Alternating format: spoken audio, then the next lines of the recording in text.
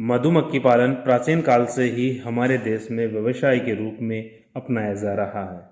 सन 1982 में एक वायरस बीमारी आने के कारण पूरे राज्य की मधुमक्खियां मर गई और उसके बाद में मधुमक्खी पालन से लोगों का लगाव कम होता गया। मधुमक्खी पालन मुख्य रूप से शहद प्राप्त करने के उद्देश्य से किया जाता है, साथ ही इससे मोम भी प्राप्त किया जाता है। मधुमक्खियों से प्राप्त शहद को बाजार में बेचकर हम अच्छी खासी आमदनी प्राप्त कर सकते हैं।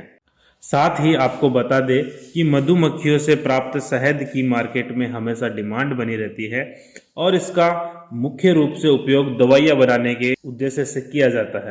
साथ ही आपको यह भी बता दें कि शहद को विषय विशेषज्ञों ने और वैज्ञानिकों ने एक पूर्ण भोजन माना है, क्योंकि इसमें कार्बोहाइड्रेट, प्रोटीन, मिनरल्स प्रचुर मात्रा में होते हैं जो कि हमारे स्वास्थ्य के लिए बहुत ही अच्छे माने जाते हैं और इसी के कारण शहद का उपयोग दवाइयाँ बनाने के लिए किया जाता है।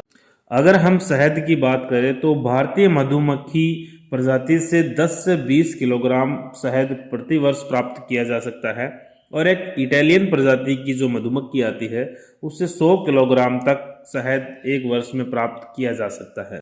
इसी कारण समय के साथ साथ भारतीय मधुमक्खियों को पालना किसानों ने कम कर दिया है और किसानों का रुझान इटालियन मधुमक्खियों की तरफ बढ़ता जा रहा है।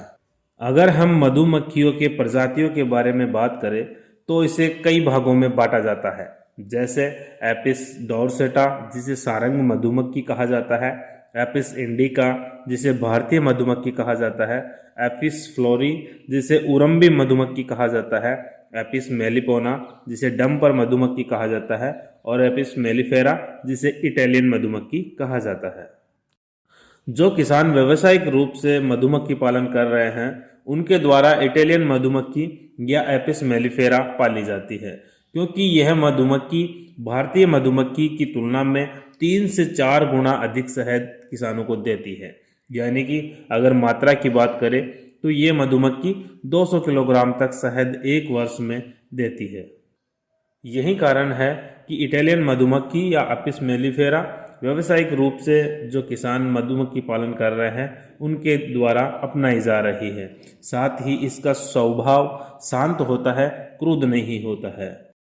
एक मधुमक्खी के परिवार की अगर हम बात करें तो इसमें रानी मधुमक्खी, नर मधुमक्खी और श्रमिक मधुमक्खियां पाई जाती है।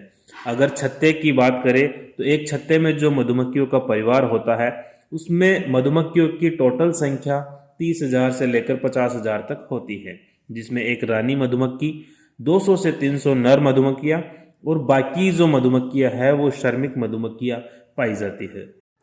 परिवार के सदस्यों के अगर काम की हम बात करें तो रानी मधुमक्खी का काम केवल अंडे देना होता है, नर मधुमक्खी का काम रानी को गर्भित करना होता है और श्रमिक मधुमक्खियाँ जो होती है जिनकी संख्या छत्ते में बहुत ज़्यादा होती है उनका काम मधु एवं पराग इकट्ठा करना होता है। किसान भाई खेती के साथ साथ बिना किसी अतिरिक्त मेहनत के मधुमक्खी पालन करके एक बहुत अच्छा मुनाफा कमा सकते हैं, क्योंकि बाज़ार में हमेशा शहद की डिमांड बनी रहती है, इसलिए आप एक बहुत अच्छा खासा भाव भी आप बाज़ार से प्राप्त कर सकते हैं।